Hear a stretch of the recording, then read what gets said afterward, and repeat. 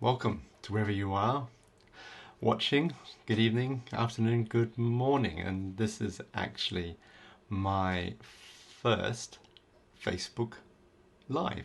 So, and I just want to talk to you a bit about where I am with the video challenge. It's day 13 and it's going well. It's not even halfway, but almost.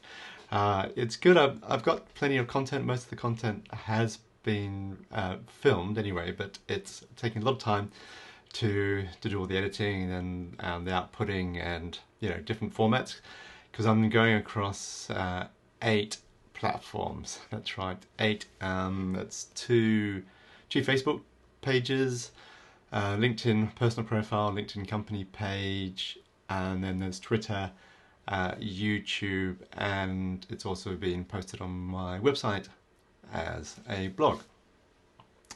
So the challenge is going well, and this is my first live, so bear with me. And I'm trying out this new piece of software from Ecamm, which is supposed to let me do things like I can share a screen and things like that. So today I'm going to talk about how you can use video to build trust, because I'm making an assumption that as a business owner or as an entrepreneur, it's all about how can we build trust with potential clients or with our clients. And I like to start with a quote. I'm going to actually start with a guy called Andrew Davis, who is a best-selling author and a marketing speaker, and he says content builds relationships, relationships are built on trust, and trust drives revenue. Now obviously I'm going to substitute the word content with the word video there, because I think video is a really powerful medium. I'm sure you're aware that obviously the best thing to do is go do face-to-face, and I'm sure if you do a face-to-face meeting with a potential client, customer, that you have a good chance of winning the business, and you get a good rapport with them because you can talk to them, you can look them in the eye. And then I guess it's not quite the same as maybe a phone call, because obviously you can't see or hear them. And then I guess a Skype call or a Zoom call is pretty good. But the thing about doing a meeting or something like Zoom or Skype is that you've actually got to you've got to book their time. And the good thing about video, it's you can create videos, you can post them across social media, on your website, and people can consume the content at any time.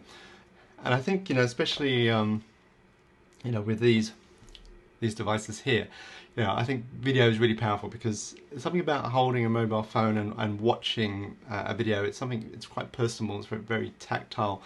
And I find that if you can produce a whole lot of video content and you can send it to a client, especially before a meeting, once you get to the meeting, it goes so much better, because that person already feels that they know you.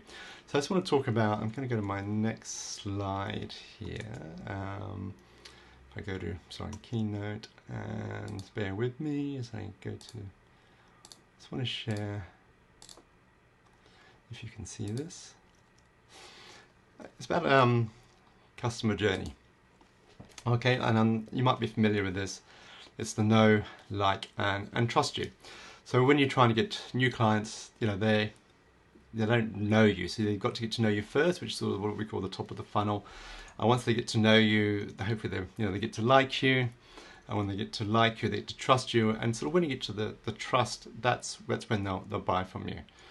So if you're creating, so video content or videos are really good throughout the whole funnel. And particularly if you're trying to build your audience, then you're probably doing what we call a lot of social video. And these should be quite short. A lot of people I speak to say, well, I don't know what to say. So it's quite often you should start with what are your customers or clients' main pain points, and you go through that. So with social media, it should be shorter, and then as they come down the funnel with with the like and trust, your videos can be longer. If I go to another slide, let me just talk about, because that's the biggest question I get is actually what should I say? Because a lot of people go, I don't know what to say when it comes to making video content. So for this is sort of some ideas. So I think videos, as you probably know, is really powerful because it's visual. People can obviously hear and see you, but they can also get a sense of who you are. And I think if you can sort of imagine your client when you're actually speaking to them, you know, think about what kind of challenges that they have, what are their pain points, and how you can offer solutions. So when you're planning your video content, you know, you should understand your customers' pain points and challenges, and you've got to create your avatar, client avatar, and you know, what are the questions your customers are asking the most. You know, it could be simple things like, how do you work? How much is this? When does it start? You know, all that sort of stuff. And then you can go through what we call answering on objections. That's another good series of videos. And obviously the main ones, I guess most businesses get, will be cost. How much does it cost? You know, how much time will it take? How much will it take from my part? You know, how much effort do I have to put in? You know, and also what is the return of investment? So obviously people say is how much?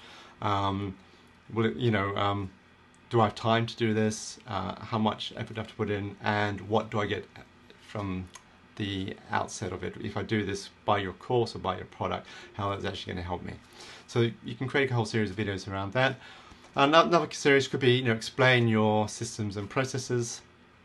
You know, how do you work? You know, for something like what I'm doing at the moment, it's like I'm talking about video production, particularly because a lot of my clients don't, and it's understandable, don't understand the process.